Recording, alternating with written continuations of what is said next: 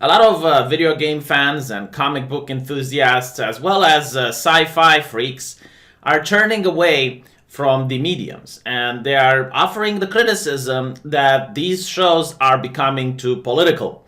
Whether that be Marvel or Star Trek Discovery or Picard, it seems to be in unison that most people who do not like these shows, they do not like them because they are political. Now, instead of the writers and the directors to reflect on the criticism, they will say, well, these shows were always political. So instead of trying to figure out what these fans are trying to say, even though they can't articulate themselves perfectly well, they simply dismiss the criticism and say, well, there's nothing to be seen here. So I'm going to show you the difference of how Star Trek The Next Generation would treat political subjects and versus how they do it now. Yes, it was very political, but it wasn't preachy. You didn't feel like the showrunners are better than you, they're more educated than you, they know the subject much better than you do, and thus there is only one correct way of thinking about it. Because if you look at Picard and you look at Discovery, the message is clear. This is about Brexit. This is about Trump. This is about isolationism. These things are bad. The Federation is good.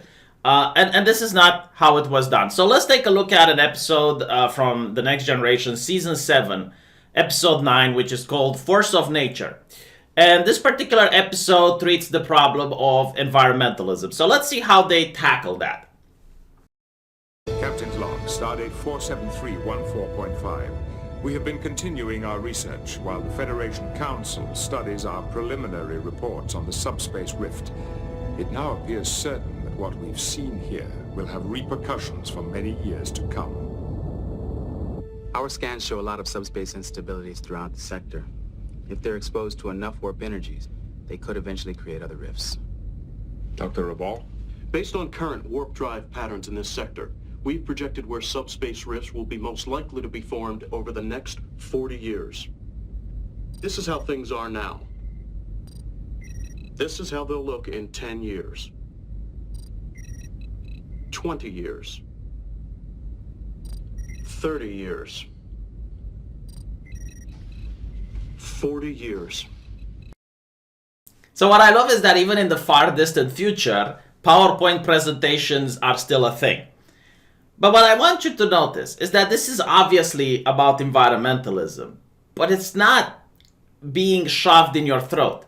It still is within the lore of Star Trek. It still fits the story of the episode. It's not about a planet that is all of a sudden now being polluted and the environmental changes are affecting the people there. No, it's about the warp signatures that starships are having over space. And why this is really interesting is that it challenges the viewer to think for a solution themselves. It provokes the viewer to think.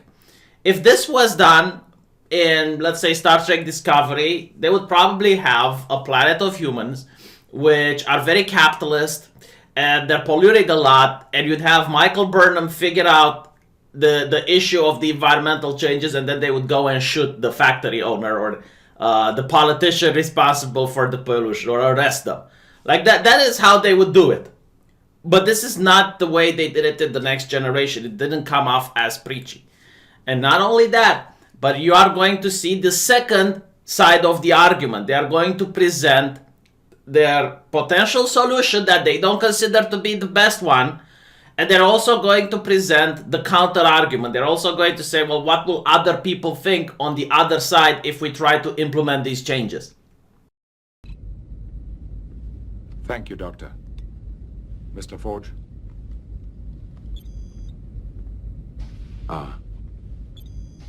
We've received new directives from the Federation Council on this matter. Until we can find a way to counteract the warp field effect, the Council feels our best course is to slow the damage as much as possible. Therefore, areas of space found susceptible to warp fields will be restricted to essential travel only, and effective immediately, all Federation vessels will be limited to a speed of warp 5, except in cases of extreme emergency. Well, the Klingons will observe these restrictions, but the Romulans will not. And what about the Ferengi? And the Cardassians, for that matter? The Federation is sharing all our data with warp-capable species. We can only hope that they realize it's in their own interests and take similar action.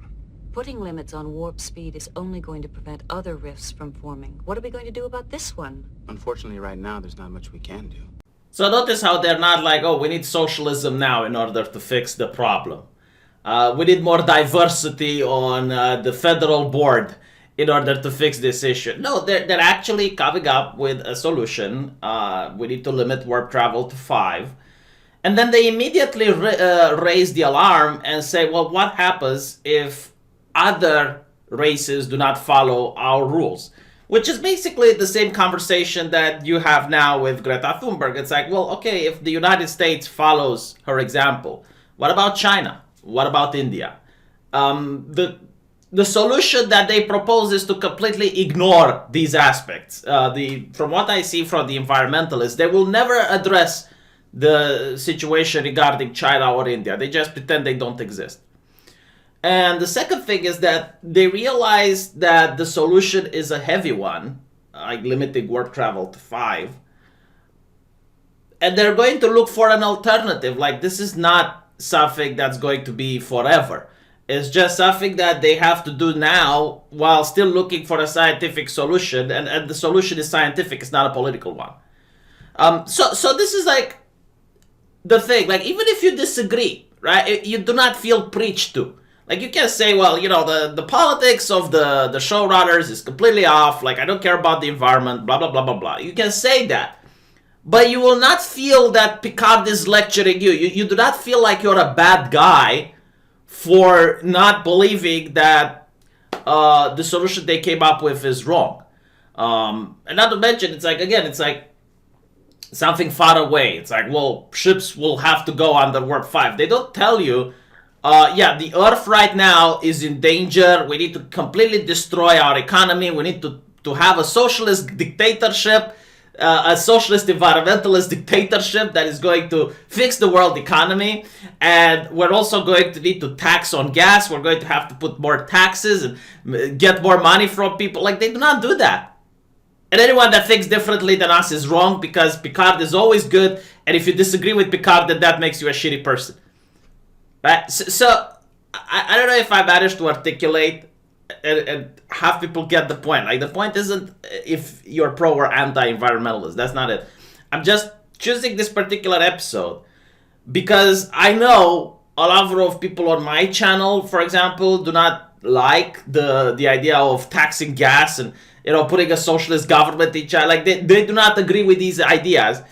But if you watch this particular episode, you wouldn't feel as if you're a bad person because you disagree with them. And you would also notice the way they used to do propaganda in the past. They would basically provide the second argument. They would provide the opposite argument, which would be treated with respect. Like, notice how they're not attacking the guy for suggesting that the Ferengi and the Romulans wouldn't abide by these principles.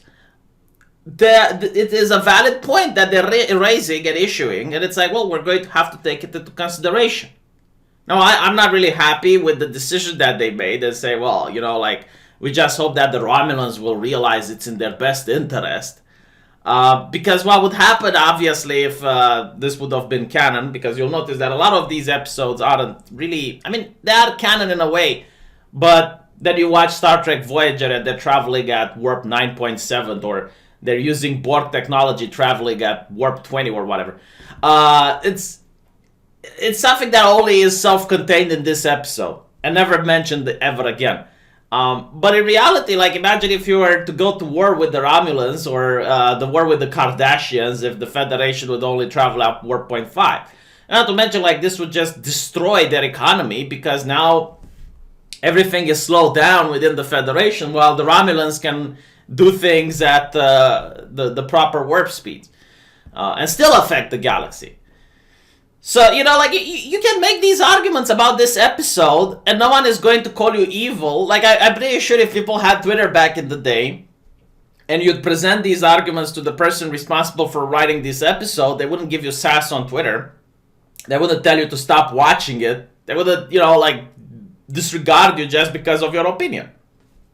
Meanwhile, this is something that happens today quite often. Like if you go to a Marvel writer and tell them something they don't like to hear, they will either block you, call you a Nazi, or, you know, like all these types of things. So anyway, I just wanted to show you guys the difference. Let me know what you think, and I will see you in the comment section.